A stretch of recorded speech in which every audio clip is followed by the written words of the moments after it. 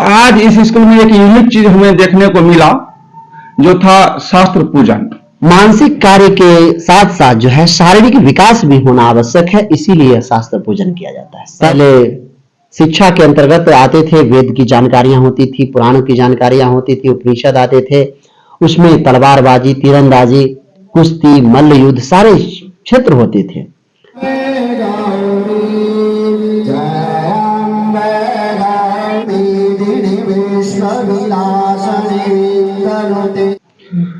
नमस्कार, मैं हूं मूलानंद, आप देख रहे हैं मोबाइल टीवी। आज मैं हूं बेगूसराय जिला के बरौनी प्रखंड अंतर्गत सिमरिया पंचायत 2 में।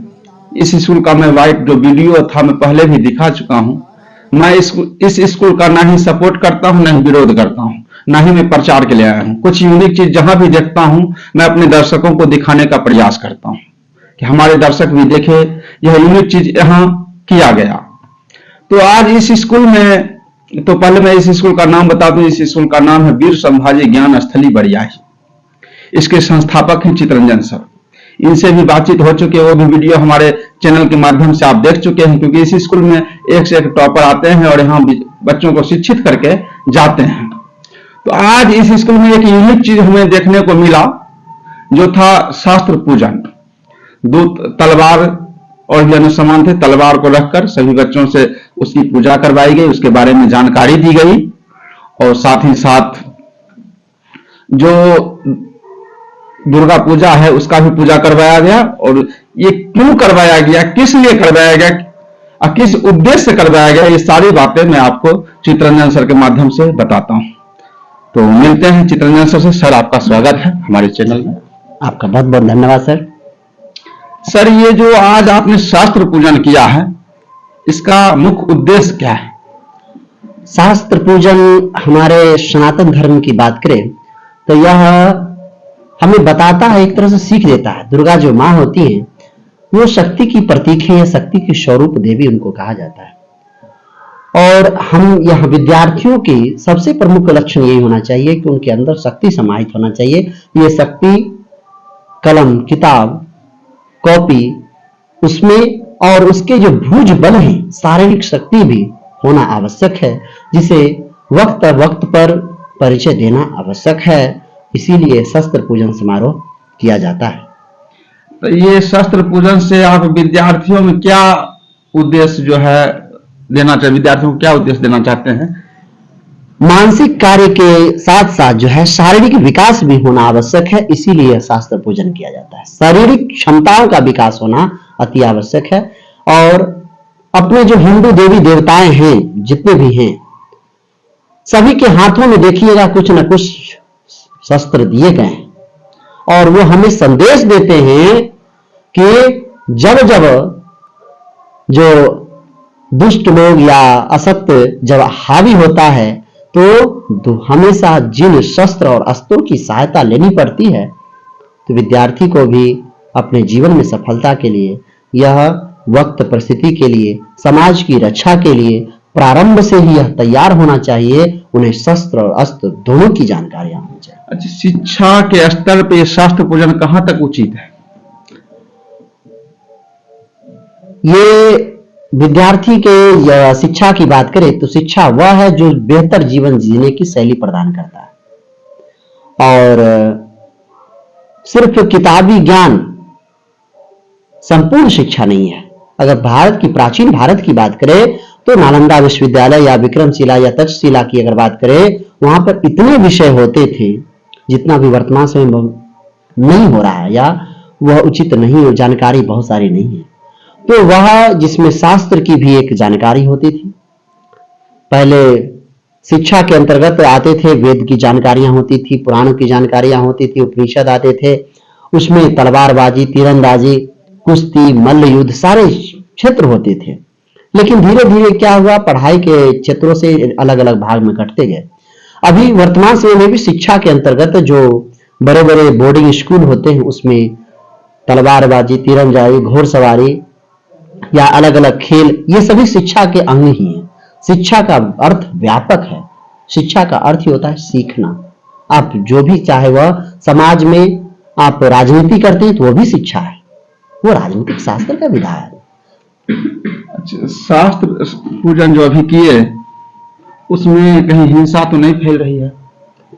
नहीं नहीं, इसीलिए तो यह पढ़ाया जाता है कि वह देवी के सामने जब आपके मानवता के धर्म पर या समाज पर उंगलियां उठे और आपके अंदर क्या चीज, आप सर्वज्ञ हैं, जानकारी रखते हैं, लेकिन उस वक्त ये जानकारी कभी काम नहीं करती। उस समय आपकी शारीरिक क्षमता का परीक्षण होता है कि मोहम्मद गजनी आया था, सोमनाथ पर आक्रमण किया, हमारे पुरोहित पंडित थे सभी, वो कम पढ़े लिखे नहीं थे, पढ़े लिखे थे, उनकी संख्या भी बहुत थी, लेकिन उन्होंने यह क्या चीज, शास्त्र, उन्होंने अस्त्र की जानकारी, उन्होंने अस्त्र का उपयोग व्यर्थ समझा, इसीलिए सोमनाथ के मंदिर को गजनी ने लूट कर ले गया। तो आवश्यकता पड़ने पर उसकी भी जानकारी रहेगी, तब तो यह क्या, विद्यार्थी उसका उपयोग कर पाएंगे। समाज के दुश्मन बहुतेरे हैं, और आगे फ्यूचर में क्या हो, ऐसी कब विकट परिस्थिति आ जाए, कोई दूसरा देश अपने देश पर आक्रमण कर दे, इसीलिए प्रारंभ से ही विद्यार्थी को, जिस तरह से इजराइल अपने बच्चों को सेना के रूप में तैयार रखता है, हमें अपने बच्चों को सैनिकों के रूप में तैयार रखना चाहिए। और प्राइवेट स्कूल हो या सरकारी स्कूल को तो बात ही छोड़ दीजिए, कितना पढ़ाई होता है सभी जान रहे हैं, उसका मैं विरोध भी नहीं करता हूँ, मैं किसी स्कूल का सपोर्ट नहीं करता हूँ, नहीं विरोध करता हूँ। ये आप गीता रखे हुए हैं आगे में, इससे क्या उद्देश्य देना चाहते हैं आप? और भी किताबें हैं वो नहीं रखकर सिर्फ गीता आप आगे में रखे हुए हैं। गीता, देखिए, गीता जीवन का सार है।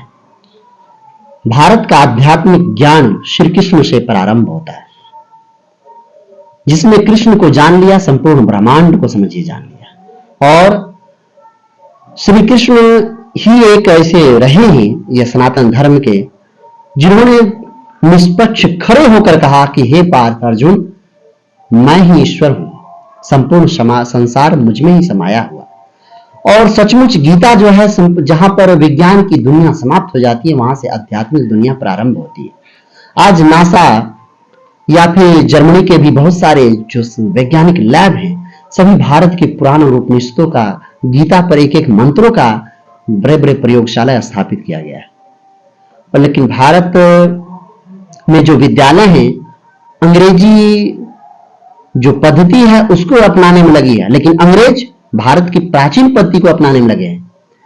अभी ब्रिटेन में अगर बात करें, ब्रिटेन के 5वीं तक के सारे स्कूलों में संस्कृत अनिवार्य विषय कर दी गई है, लेकिन भारत की अगर बात करें, 5वीं तक के स्कूलों में संस्कृत अभी पढ़ाया भी नहीं जाता है।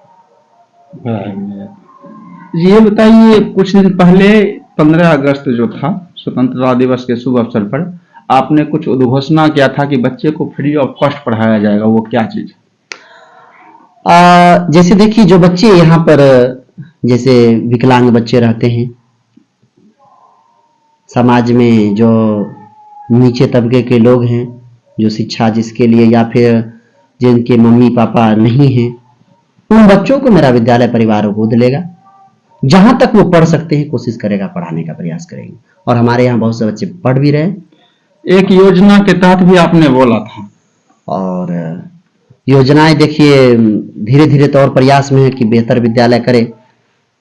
अभी विद्यालय के विकास के लिए जितना हो सकता है हम उतना प्रयास में रहते हैं, और धीरे धीरे जैसे हम बड़े क्षेत्र में इस ट्रस्ट के रूप में बना रहे हैं, और हम बाहर से भी बहुत सारे हैं जो हमारे मेंबर हैं। बिहार बोर्ड टॉपर्स की टीम है, जिसमें मैंने आपको बताया था लगभग 50 बिहार टॉपर्स की टीम इस विद्यालय के अंदर समाहित है, और वो काम कर रही है कि कैसे संपूर्ण बिहार के क्षेत्रों में पढ़ाई का कैसे हुंकार लाया जाए। अभी वीर संभाजी ज्ञान स्थली इस नाम से पूरे बिहार में 2 जगहों पर यह विद्यालय चल रहा है, एक बक्सर में भी चल रहा है, तीसरा मुजफ्फरपुर में रेडी हो रहा है। क्या वो आप ही का ब्रांच है कि दूसरा का? वो ब्रांच हमारा ही है, ऑनर भी हम ही हैं, लेकिन चलाने के लिए जैसे हम भी वहां पर जाएंगे एक तरह से ब्रांच के तौर पर। और उद्देश्य यही है शिक्षा का। जो प्राइवेट स्कूल बड़े बड़े जो फीस रखते हैं, हम कोशिश करेंगे कि वो जो मिनिमम फीस में बच्चे कैसे बेहतर कर सके, ये हमारा